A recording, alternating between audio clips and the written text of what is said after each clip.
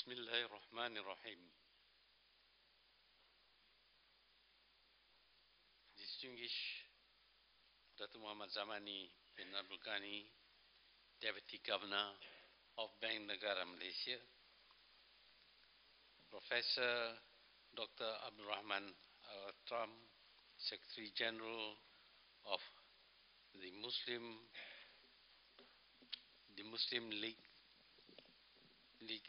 World League's Islamic International Foundation for Economics and Finance, distinguished professors, deputy governors of Bank Negara, Dr. Abdul Wahab of MIMOS, eminent scholars, representatives of Islamic banks and financial institutions, ladies and gentlemen, Assalamu alaikum wa rahmatullahi wa barakatuh, and a very good morning to everyone. Firstly, I would like to say thank you to ISSF for this invitation to speak on Islamic finance to this distinguished group of bankers and financiers.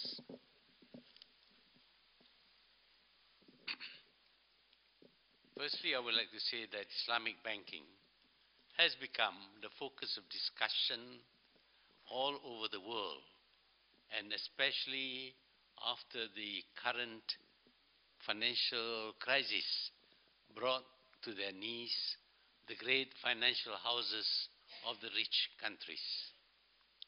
The collapse of conventional banking, finance, and the monetary systems has exposed their weaknesses and the ease with which they can be abused. Naturally, the non-riba system of lending and borrowing money has been touted as the system which is less prone to or is immune to abuse. This is especially so because the non-riba system has not, as far as can be ascertained, been involved in bringing about the present financial crisis. However, let us always remember that the orthodox banking system had served the world well for over 308 years. If it is such a bad system, it would not have lasted that length of time.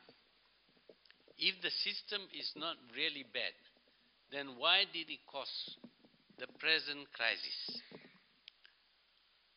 Whenever new systems, ideologies, or even religions are introduced, the objectives and purpose would usually be quite limited. But over the years, over the centuries, new ideas and new subsystems would be added. The intention is usually to render the system relevant or capable of dealing with the new situations. The rules would be stretched or added ostensibly in order to provide better benefit. In this process, what is introduced or made a part of the system, ideology or religion, may not really be in conformity with the original objectives of the or purpose. With the inclusion of new interpretations, ideas or rules, certain things not provided for in the original systems can be done. They may, in fact, be contrary to the objectives of the original proposals with the widening of the functions of the systems. Abuses may be more easily perpetrated.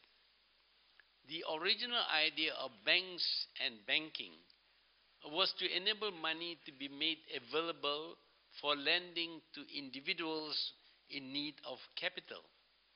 The availability would enable trade and business to grow bigger. Wealth would be generated by these activities, and the society would enjoy greater prosperity. The banking system that was crafted enabled banks to literally create money more than the amount in capital invested or the money deposited by clients. To give any institution the power to create money is very dangerous. It is believed that banks may create money up to 10 times the amount of assets held by them. This money is created through loans extended to clients. What if the banks lend more than 10 times their assets? Generally, people believe that money is created by the central banks through printing and issuing currency notes. In Malaysia, the central bank or Bank Negara is owned by the government. Therefore, the printing and issuing of currency notes as money is under the control of the government. But strangely, should the government wish to borrow money from the bank, from the central bank, interest on the loan will be charged by the bank. The government clearly cannot print and use money. But in the United States, the Federal Reserve Bank is owned by a number of privately owned state reserve banks. That is, the Fed is owned ultimately by the private sector. It is the privately owned Federal Reserve Bank which prints and issues the currency notes, the greenbacks. Some private individuals, as shareholders of the bank, can just create money out of nothing. During the current crisis, the Federal Reserve Bank lent the United States government $3 trillion. It is unthinkable that the Federal Reserve Bank has been holding this huge sum of money all the while. What it did was to just print and issue the money. Actually, very little currency notes are printed by the Federal Reserve Bank.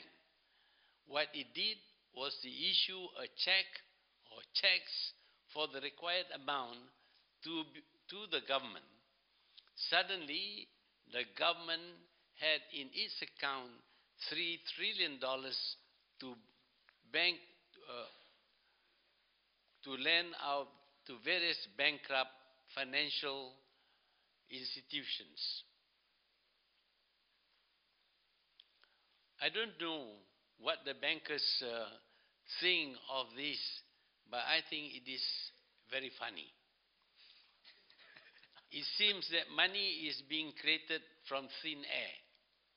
But that is the reality as shown by this statement by Martin Wolf, a money expert in the Financial Times, regarding the current currency war. He said, and I quote, "The United States must win since it has infinite ammunition. There is no limit to the dollars the Federal Reserve can create. When banks are given the right to create money and lend it, governments should have control over the amount they can create. Under the Reagan regime, the powerful bankers demanded that the government should not interfere with the financial market. The market would regulate itself.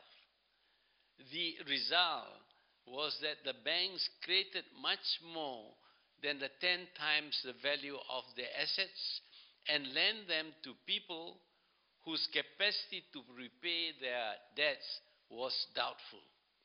When millions of these so-called subprime debts failed, the banks also failed. and so began the financial crisis that has defied efforts to reverse it until today. Of course, what led to the present crisis is more complex than simply the subprime loans. Still, it is obvious that the lending by the banks need to be regulated. Simply because it can create money does not mean it can lend limitless amounts of money. The non-riba or Islamic banking system has not yet been abused. This does not mean it will never be abused. There are as many greedy people among Muslims as there are among the followers of other religions.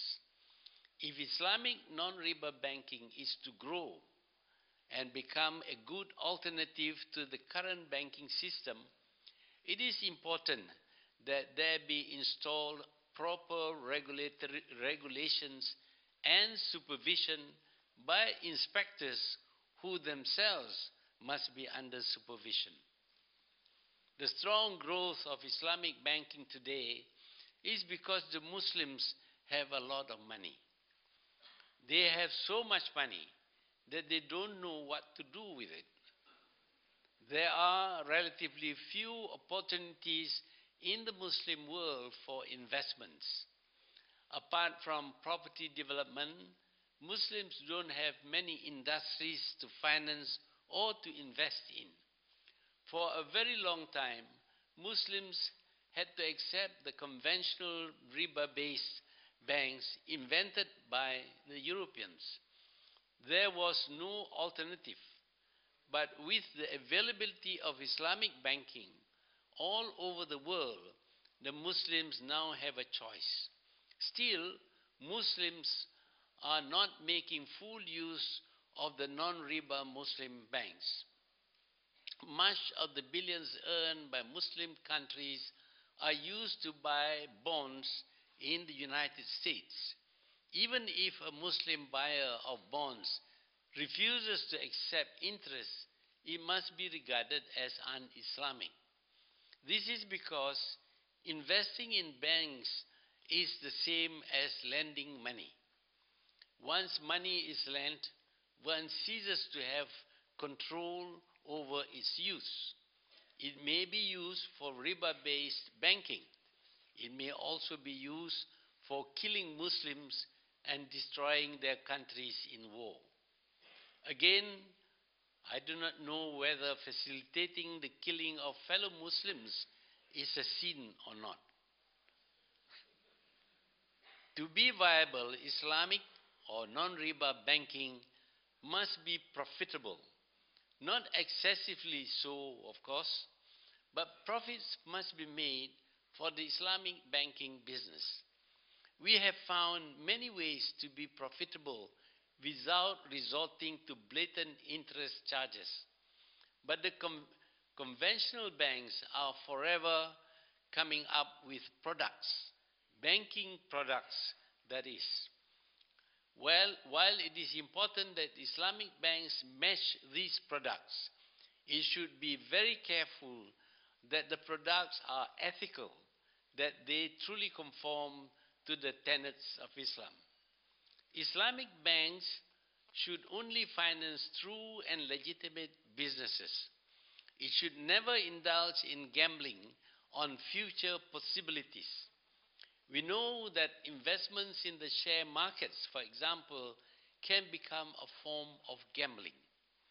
Share prices do go up or down for one reason or another.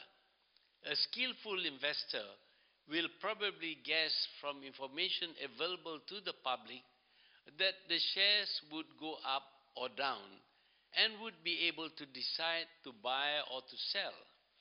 But investors also know that one reason why share prices go up or down is because of the buying or selling effect on the sentiments. Then greed would move in, and investors with access to large capital would be able to move the counter up or down by buying or selling large numbers of shares. Knowing this, the short sellers can make large profits by buying when the price is low through his own manipulation and dumping when his manipulation was going to push the prices down. When he can buy, then he can buy the lower price at the lower price and deliver to those who bought from him at the higher price. This is grossly unfair to the others and unfair to the market. It is really a form of cheating. But those who get commission from every transaction would be happy because with more transactions, they would make more money. That is why some people are for this kind of manipulation, unethical though it may be. It was the same with currency trading. The traders can move the value of the money up or down at will. With each movement, they would make money. But the country whose currency is manipulated can go bankrupt. People can become bankrupts, can even commit suicide as a result. But the currency traders do not care. Currency trading can make them billionaires overnight. Why should they bother about people becoming suddenly impoverished and committing suicide? These are two examples of abuses of the financial and monetary systems. The bank may not be trading, but they are the people who make currency trading possible by the loans they give to these traders. The loans were injudicious because they lent as much as 30 times the amount invested in the funds operated by the traders. In trying to compete with conventional banks, Islamic banks must avoid becoming involved in unethical practices. They may promise good returns, but as we have seen, in the end, abuses of the financial systems will bring about disaster. And Islamic banking cannot afford disaster at this early stage when it is trying to gain acceptance as the alternative to conventional banking. There have been repeated suggestions for the use of gold dinars. Muslim bankers must not be moved by sentiments alone. The dinar may have started in Muslim countries, but they have been used in non-Muslim or even anti-Muslim countries as national currencies. Thus, Yugoslavia, which tried to commit genocide against Muslims, still calls its currency the dinar. It is not the name that is important. It is the gold backing for the currency, whatever may be its name. Backing the currency with gold does not make it Islamic. It becomes Islamic only if transactions in the currency does not involve interest or riba. We need also to be conscious that gold prices change and its value in different countries differ.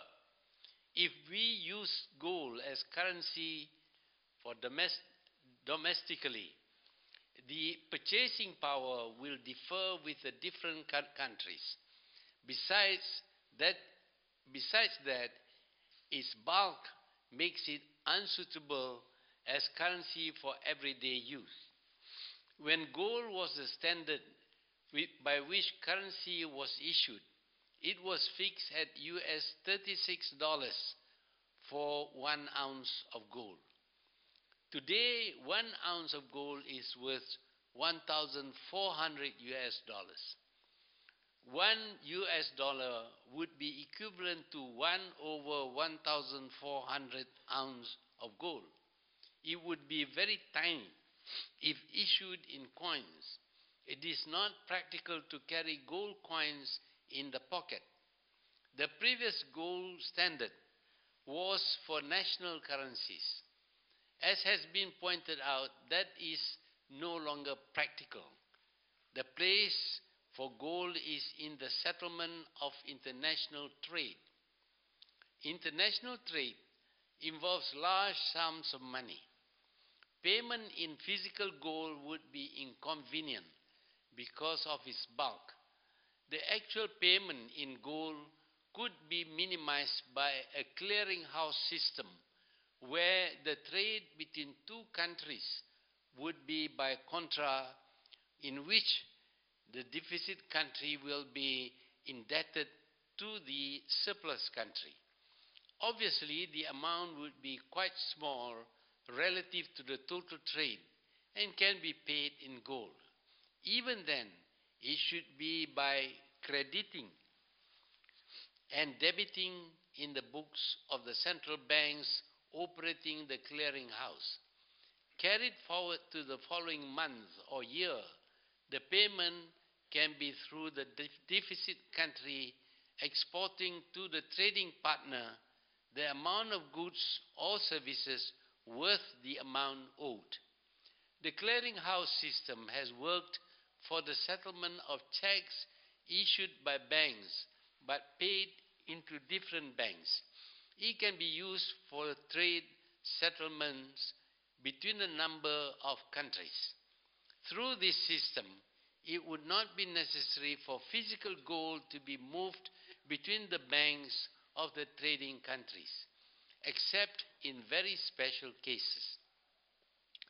The system would actually be a kind of barter trading in which the value of the goods or services would be quoted in an international unit of gold by weight of the gold. There is a great future for Islamic finance, but its success will not be because it does not involve payments of interest. Its future will depend on ethical practices, supervision by governments, avoidance of dubious practices and products, concentration of financing of real business, and rejection of betting on futures and manipulation of the market. Profiteering must be avoided, and there must be a limit to money creation. While the executives should be well compensated, they must never award themselves unreasonable pay, compensations, and bonuses.